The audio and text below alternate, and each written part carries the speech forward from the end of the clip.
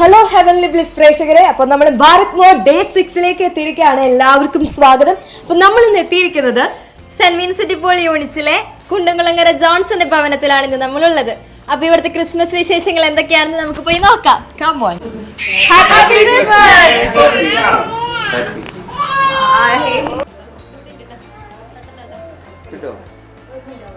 അപ്പൊ ജോൺസ് ഏട്ടാ, ഭാരത് മോഡ് പ്രേക്ഷകർക്ക് വേണ്ടിയിട്ട് നമ്മുടെ ഫാമിലി മെമ്പേഴ്സിനെ ഒന്ന് പരിചയപ്പെടുത്താം. ഞാൻ കുണ്ടുകുളങ്ങര അന്തോണി മകൻ ജോൺസൺ.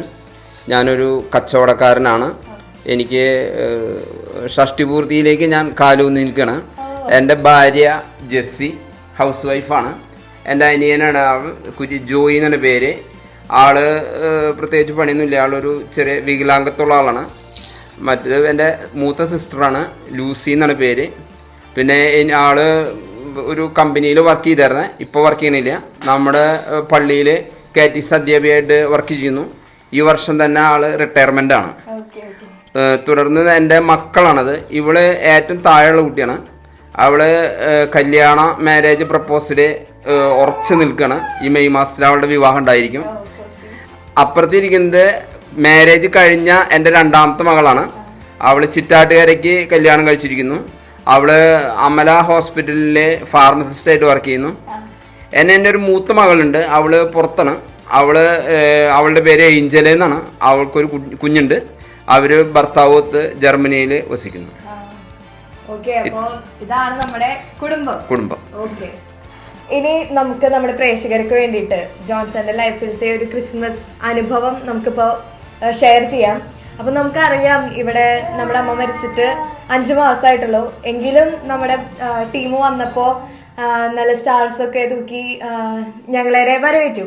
അപ്പൊ ഇനി എന്തായാലും ജോൺസന്റെ ഒരു സ്റ്റാർ ഉണ്ടാക്കുന്ന ആ ഒരു ഇൻസിഡൻസും കൂടി ഉണ്ടല്ലോ. എല്ലാ വർഷവും പ്രത്യേക തരത്തിൽ സ്റ്റാർ ഉണ്ടാക്കുന്ന കാര്യങ്ങളും അതെല്ലാം നമ്മുടെ പ്രേക്ഷകർക്ക് വേണ്ടിയിട്ട് ഒന്ന് ഷെയർ ചെയ്യും. തീർച്ചയായും ചെയ്യാം. അതായത് എൻ്റെ ഓർമ്മയിലും കാലത്തിലും ഞാൻ ഈ പറഞ്ഞല്ലോ, ഞാൻ ഷഷ്ടിപൂർത്തിയിലേക്ക് കടന്നിരിക്കുകയാണ്. ഈ കാലത്തിൽ ഞാൻ 3 ദേവാലയങ്ങളിലെ തിരുപ്പിറവി ആഘോഷിക്കാനായിട്ട് ഇടയുണ്ടായിട്ടുണ്ട്. അത് 3ഉം എൻ്റെ സ്വന്തം ഇടവകളായിരുന്നു. ഏറ്റവും ആദ്യം ഞങ്ങൾ വൈലത്തൂര് എന്ന് പറയുന്ന സ്ഥലത്താണ് തിരുപ്പിറവി കൂടിയത്. അന്ന് ഏകദേശം 50 വർഷങ്ങൾക്ക് മുമ്പാണ്. അന്നത്തെ എനിക്ക് മറക്കാനാവാത്തൊരു ഓർമ്മ, അന്ന് ആ ഭാഗങ്ങളിലൊക്കെ ഓലകൾ കൊണ്ടാണ് വീട് മേയുക. ആ മാച്ചിനൊരു പ്രത്യേകതയുണ്ട്. പച്ചോല വെട്ടി ഉണക്കി മെടഞ്ഞ് ഉണക്കിയിട്ടാണ് ചെയ്യുക. അപ്പം അതിനൊരു കുറ്റിമടലുണ്ട്. ആ കുറ്റിമടൽ കൊണ്ടൊക്കെ വീടുകൾ ഉണ്ടാക്കും. അതും പുൽക്കൂടിന് ഉപയോഗിക്കും. പക്ഷെ അവിടുന്ന് ഈന്ത് എന്ന് പറയുന്നൊരു മരമുണ്ട്, ഈന്തും പട്ട. ആ പട്ട വെച്ചിട്ടാണ് അതൊക്കെ അലങ്കരിക്കുക. അങ്ങനെ എനിക്കൊരു 2-3 വയസ്സുള്ള ഒരു കാലത്ത് വീട്ടിൽ നിന്ന് എല്ലാവരും പാതിര കുർബാനയ്ക്ക് പോയി. ഞാനും എൻ്റെ ഒരു മൂത്ത ചേട്ടനുണ്ട്. എന്നേറ്റും 15 വയസ്സ് മൂപ്പാണ്. അദ്ദേഹവും ചേട്ടനും ഞാനും വീട്ടിലുണ്ടായിരുന്നു. ആ സമയത്ത് ആൾക്കാരിങ്ങനെ നടന്നു പോകുമ്പോൾ പറയണം, വീട് കത്തി വെത്താനും പറയാം.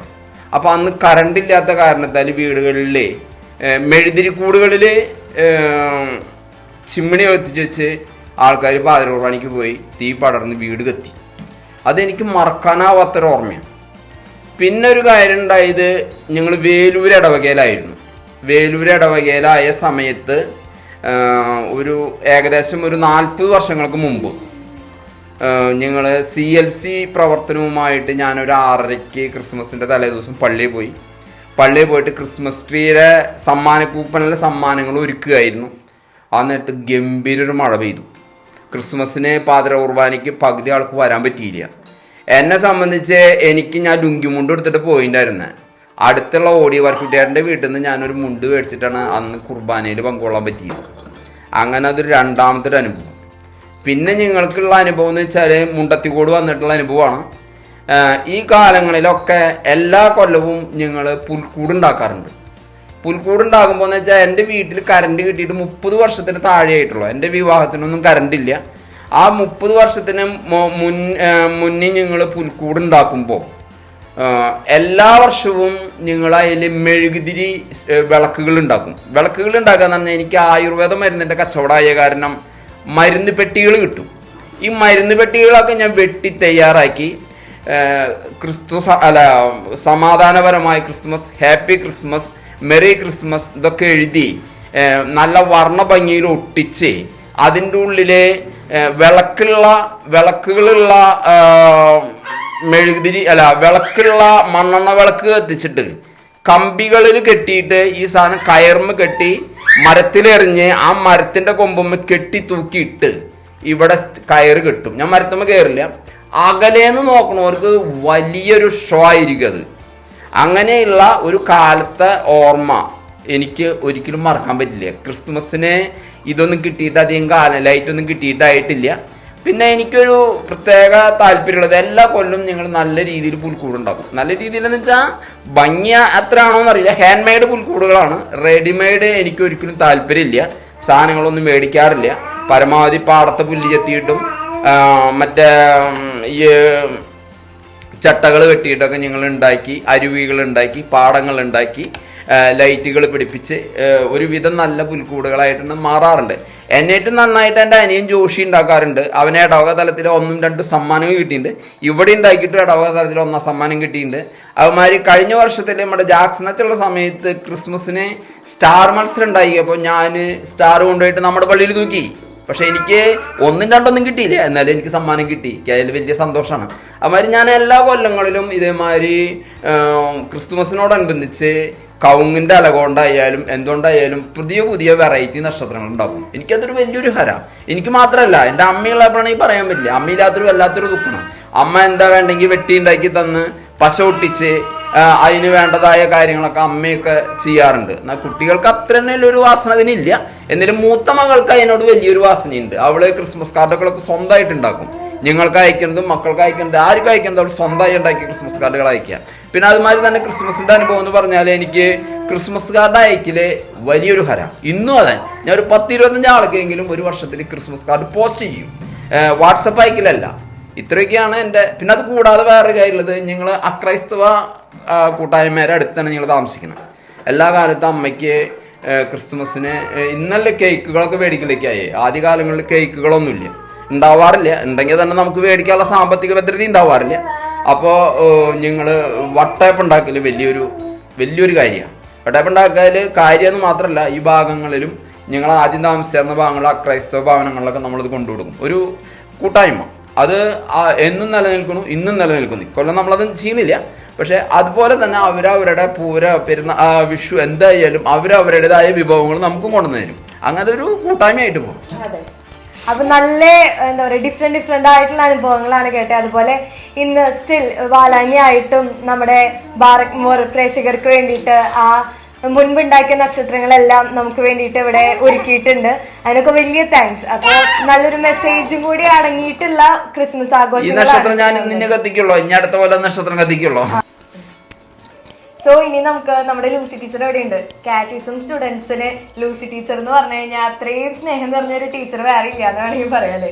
അങ്ങനെ പറയാൻ പറ്റില്ല. എന്നാലും എന്താണെന്ന് വെച്ച് കഴിഞ്ഞാൽ വീട്ടിൽ നിന്ന് നമ്മൾ ഈശോനെ പറഞ്ഞ് പഠിച്ചു തുടങ്ങിയതിന് ശേഷം പിന്നെ ഏറ്റവും കൂടുതൽ നമ്മളെ ഈശോയിലേക്ക് അടുപ്പിച്ച അത്രയും ചെറുപ്പത്തിൽ നമ്മുടെ നഴ്സറി കാലഘട്ടത്തിൽ അടുപ്പിച്ച ഒരു ടീച്ചറാണ് ലൂസി ടീച്ചർ. അതിൻ്റെ ഒക്കെ നഴ്സറി ക്ലാസ്സിലെ ടീച്ചറാണ്. അപ്പോൾ 20 വർഷമായി ടീച്ചർ കാറ്റിസം പഠിപ്പിക്കാനായിട്ട് തുടങ്ങിയിട്ട്. അപ്പോൾ ടീച്ചറുടെ അനുഭവങ്ങൾ കാറ്റിസം ടൈമിലെത്തിയോ അങ്ങനെ എന്തെങ്കിലും ഒരു അനുഭവം ഞങ്ങൾക്ക് വേണ്ടിയിട്ട് ഷെയർ ചെയ്യോ? ഞാനൊരു ഏകദേശം 20 കൊല്ലമൊക്കെ ആയിട്ടുണ്ട് കഴിഞ്ഞ കാണണം പഠിപ്പിക്കാൻ പോയി തുടങ്ങിയിട്ട്.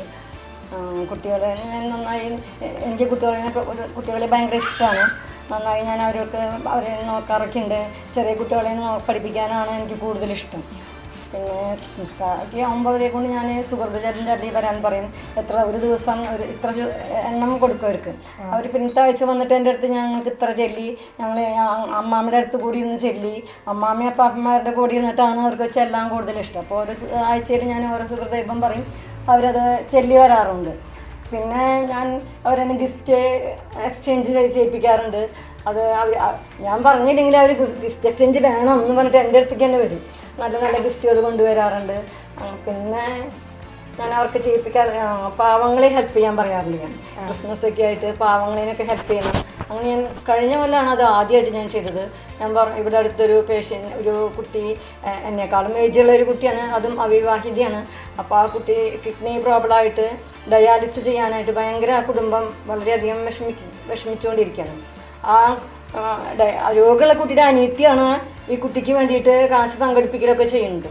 അപ്പോൾ എനിക്ക് ആ കാര്യങ്ങൾ കേട്ടപ്പോൾ ഭയങ്കര വിഷമം തോന്നി. ഞാൻ എന്നെക്കൊണ്ട് പറ്റുന്നതൊക്കെ ഞങ്ങളിവിടെ പറ്റുന്ന പോലെ ചെറിയ രീതിയിൽ ചെയ്തു കൊടുത്തു. ക്രിസ്മസ് ആയിട്ട് ഞാൻ ആ കുട്ടികളോട് പറഞ്ഞു, നമ്മൾ കൊടുക്കുന്ന ഏറ്റവും വലിയ സമ്മാനം, ഈശോയ്ക്ക് കൊടുക്കുന്ന ഏറ്റവും വലിയ സമ്മാനം ഇങ്ങനെയുള്ള ആൾക്കാരെ സഹായിക്കാനാണ്. നിങ്ങൾ ഈ ക്രിസ്മസ് ഗിഫ്റ്റൊക്കെ കൂടുതൽ കുറേ വലുത് കൊണ്ടുവന്നതിന് ആ കാശ് എടുത്തിട്ട് നിങ്ങൾ കുറേ എനിക്ക് തരികയാണെങ്കിൽ, ചെറിയൊരു പൈസ തരികയാണെങ്കിൽ നമുക്ക് ഇങ്ങനെ ചെയ്യാം എന്നൊക്കെ പറഞ്ഞു. ഞാൻ അവരെ പേരൻസിനോടും പറഞ്ഞു. ഇപ്പോൾ ചെറിയ കുട്ടികളെല്ലാം അവർക്ക് ഇഷ്ടം കൂടുതലും ഗിഫ്റ്റ് എക്സ്ചേഞ്ച് തന്നെയാണ്. അപ്പോൾ അപൂർവം ചില പേരൻസ് എൻ്റെ കയ്യിൽ കാശ് ഒരു ആൾ 1000 രൂപ, അങ്ങനെ ചില 100, 200 അങ്ങനെയൊക്കെ ആയിട്ട് കൊടുക്കുന്നു. ഞാനും കുറച്ച് കാശ് കൂട്ടിയിട്ട് വീട്ടിൽ പോയിട്ട് ഞാൻ ആ കുട്ടിക്ക് ഒരു രോഗമുള്ള കുട്ടിയുടെ അനീത്തര കയ്യില കൊടുത്തത് ഞാൻ കൊടുത്ത് ചെയ്തു. ആ കുട്ടികളെ എൻ്റെ ക്ലാസ്സിലെ കുട്ടികളെ എൻ്റെ അടുത്ത് പറഞ്ഞിട്ട് ഇത്രയും അടുത്ത കൊല്ലം നമുക്ക് ചെയ്യണം, നല്ല രീതിയിൽ ഞങ്ങളൊക്കെ പറയാം, പേരൻസ് മമ്മിയോടും പപ്പയോടൊക്കെ പറയാമെന്ന് പറഞ്ഞിട്ടുണ്ട്. ഇക്കൊല്ലം ഞാനത് പറഞ്ഞിട്ടില്ല. ഇക്കൊല്ലം ആ കുട്ടി, ആ പേഷ്യൻ്റ്, ആ കുട്ടി ഈ ഡയാലിസിസ് വാങ്ങി കഴിഞ്ഞാൽ ആ ആളിപ്പോൾ മരിച്ചു. അപ്പോൾ പിന്നെ ഇപ്പം ഞാൻ അതിന് വേണ്ടിയിട്ട് ഞാൻ ആരോട് അവർക്ക് വേണ്ടിയിട്ട് ചോദിക്കാറില്ല. അങ്ങനെയുള്ള അസുഖങ്ങളുള്ള വീട്ടുകാർക്ക് വേണ്ടിയിട്ട് എന്തെങ്കിലുമൊക്കെ ചെയ്യാൻ പറ്റുമെന്ന് ഞാൻ വേറെ ആരോടെങ്കിലും എനിക്ക് പറ്റിയില്ലെങ്കിൽ വേറെ ആരോടെങ്കിലും ഞാൻ ചോദിച്ചിട്ട് ചെയ്തു കൊടുക്കാൻ പറയാറില്ല. എനിക്ക് എല്ലാം ചെയ്യാൻ പറ്റാറില്ല. പക്ഷേ കുട്ടികളുടെ കയ്യിൽ നിന്ന് വാങ്ങിയത് ഞാൻ ചെയ്തത്, കുട്ടികളുടെ പേരൻസ് എനിക്ക് കൊണ്ടുവന്നത് കഴിഞ്ഞല്ല. അങ്ങനെ അവർക്ക് ചെയ്തിട്ട് അങ്ങനെ ചെയ്യാൻ പറ്റും. പിന്നെ ഒരു പഴയകാല ഒരു ഓർമ്മ എനിക്ക് പറയാൻ ജോൺസൺ പറഞ്ഞതിൻ്റെ ബാക്കിയായിട്ടെന്ന് പറയാം. ഞങ്ങളുടെ അപ്പനുള്ള കാലത്തൊരു ക്രിസ്മസ് ആഘോഷമാണ്. അങ്ങനെ ജോൺസൺ ഒരുവിധമൊക്കെ എല്ലാം പറഞ്ഞു. ആ ആഘോഷത്തിൽ ഞങ്ങളുടെ അപ്പം ഒരു കാര്യം ചെയ്യും, പാചകവാനൊക്കെ കഴിഞ്ഞ് അന്ന് അമ്മ കള്ളപ്പൊക്കെ ഉണ്ടാക്കും, അല്ലെങ്കിൽ വെള്ളയപ്പം ഉണ്ടാക്കും. അതൊക്കെ കഴിഞ്ഞാൽ അമ്മയ്ക്ക് ഉച്ചയാകുമ്പോഴത്തെ കറികളും ഇതൊക്കെ പാകമാക്കി അമ്മയ്ക്ക് വേറൊരു പണിയുണ്ട്. അത് അമ്മ എല്ലാ കൊല്ലത്തും ചെയ്തിട്ടുണ്ട്. ഇപ്പോൾ കുറച്ച് കാലമായിട്ട് ചെയ്യാറില്ല. കേക്കൊന്നും പേടിക്കുന്ന പണിയില്ല. അമ്മ അരി വറുക്കും. അരി വറുത്തിട്ട് അതിൽ ശർക്കരയും തേങ്ങയും പഴവും ഒക്കെ കൂടി തിരുമ്പിയിട്ട് പിന്നെ ഉണ്ട പോലെയാക്കും. അത് വീട്ടിൽ എത്ര അംഗങ്ങളുണ്ടോ അവർക്കൊക്കെ വേണ്ടി എണ്ണീട്ടാണ് അത് ചെയ്യുക. അപ്പനത് നിർബന്ധമാണ്. അപ്പനത് എടുത്തിട്ട് മൂത്തോരായിട്ട് വിളിക്കും. ഭക്ഷണം കഴിക്കണേക്കാൾ മുമ്പ് ഞങ്ങൾക്ക് മൂത്തോരെ വിളിച്ചിട്ട് ഏറ്റവും ഏജ് ആയ ആൾക്ക് ആദ്യം കൊടുക്കും. ഇപ്പോൾ ഒരു ലാളിത്യം നിറഞ്ഞ ക്രിസ്മസ് ആഘോഷമാണ് ഇപ്പോഴും ആഘോഷിക്കാറ്. ഇവരൊക്കെ ഇവരുടെ ഓരോരോ അനുഭവങ്ങൾ പറഞ്ഞു. ചേച്ചിക്ക് ഇനി എന്താ പറയാനുള്ളത്? എനിക്കെന്ന് വെച്ചാൽ ഇപ്പോൾ നിങ്ങൾക്കൊരു വാലയമായി സന്തോഷമുണ്ട്. നിങ്ങൾക്കൊരു ആൺകുട്ടി ഉണ്ടായി, ഞങ്ങൾക്ക് തന്നെ പെൺകുട്ടികളുണ്ടായിരുന്നു. ഞങ്ങൾക്കും ആദ്യമായിട്ടൊരു പെൺകുട്ടി ആൺകുട്ടി ഉണ്ടായി. അതിന് നല്ല സന്തോഷം.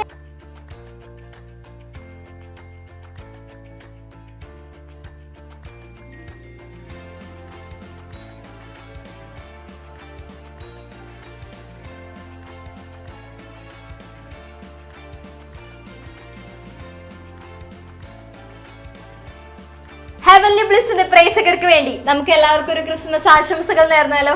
Happy Christmas, happy Christmas, happy Christmas.